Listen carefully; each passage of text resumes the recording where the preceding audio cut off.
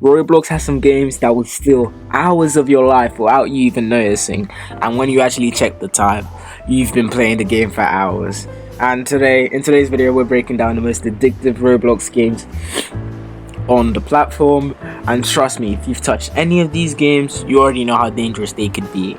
And as you guys can hear, I am feeling a bit better now. I think it was my wisdom tooth that was actually hurting, but the pain subsided on its own, so I thank God for that. I just got back from school. I'm quite happy, I'm not gonna lie. But if you can do me a favor and subscribe so we can get to 1k, that would be amazing. We'll probably do a giveaway at 1k, but come on guys, let's not subscribe for the giveaway. Let's subscribe because we love the videos. Okay, starting with the first section, we're starting off with the simulators. So these games were designed to be addictive. They were meant to be addicting to players. Rebirths, pets, and endless upgrades. That's the main characteristic in these games. And when you play these games, it's like the devs never want you to actually log off. You tell yourself, oh yeah, let me just get one more rebirth. let me just get one more.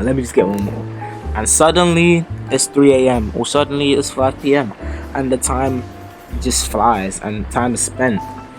And the craziest part is, half the time you're just clicking. You're just clicking, but somehow you can't stop. It's actually crazy. And that's the power of an actual good simulator and not just a cash grab. The next section we will be talking about is the anime games. So games I'm talking about in this section are going to be Blox Fruits and Anime Vanguards. So these games, not only do they trap you with 2 words, but these games are really addictive to little children as well. But these games trap you with 2 words: grinding and power. So in these games, you sit there, bandit beating, farming NPCs for hours just to unlock a new move. For example, in Blox Fruits, you farm a specific NPC that gives you a lot of XP for hours and hours and hours, so you can max out your mastery on one specific thing. And that is actually crazy. But hey, the game's really got us grinding like that sometimes, bro. And boom, another update actually drops and you start all over, and the cycle actually continues. So you're basically a slave to the game. But moving on. For example, in Anime Vanguards, when they add the banners and the rare drops, you have to grind gems over and over to actually get the new things in the banner. So it's an interesting cycle, but these games actually play out quite good. Moving on to the next section, we will be talking about competitive games. What I mean by this is games, FPS games or PvP games like Arsenal or Front Lines, because games like these actually hit really different sometimes, especially late at night. So games like Arsenal and Frontlines, I'm talking about Arsenal in specific for this one. You lose, you rage, but then you queue another match. You don't leave the game, you still play a game. You're like, one more match. Maybe the guy was just cracked. You're like, one more match, and you win, and now you're chasing that high again because you actually won. So you're like, yeah, one more match, and the cycle actually keeps going. You lose, you win, and that's how you keep playing. It's actually crazy. Because skill actually matters here as well. It's not like the game's design or anything like that, but people actually spend months trying to master this. But sometimes you're just gonna play a pro and you're gonna lose, and the next round you could just play a beginner and you're gonna win. So it's basically the queuing systems that are just rigged, but that's something. Also, we have gotten to the halfway point of the video, so if you don't mind and you're still watching, please subscribe because it means a lot to me. Thank you so much for that, and let's dive right into the next section. So the next section we will be talking about is social and donation type of games. So obviously this is a given, but not all addictive games are about grinding or fighting. So some of them are obviously just about chilling, some of them are hangout spaces. Games like Please Donate or My Cup, these games eat up your time without you even noticing. And I'm gonna throw in another game, which is Neighbors.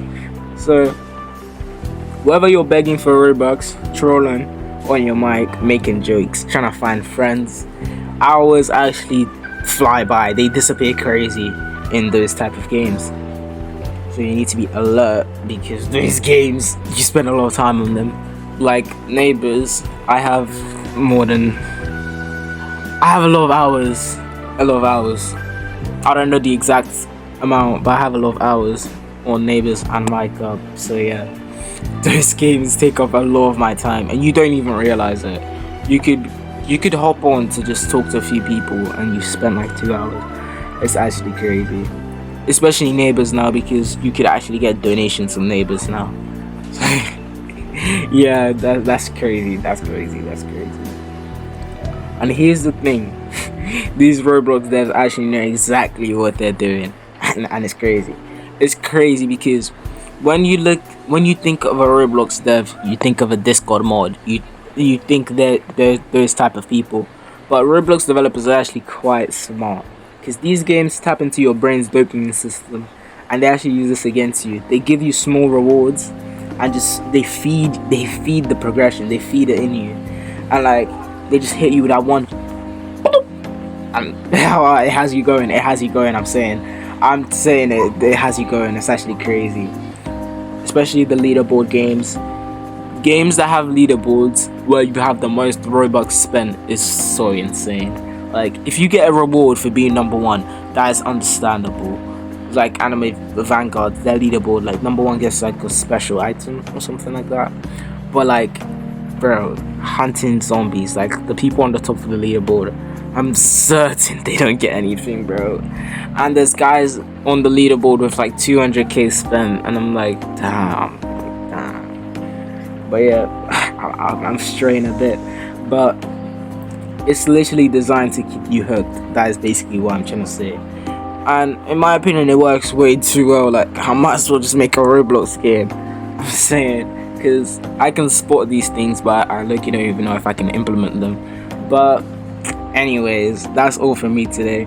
Don't forget to sub if you're addicted to some Roblox games too, and I'll see you in the next one. Goodbye.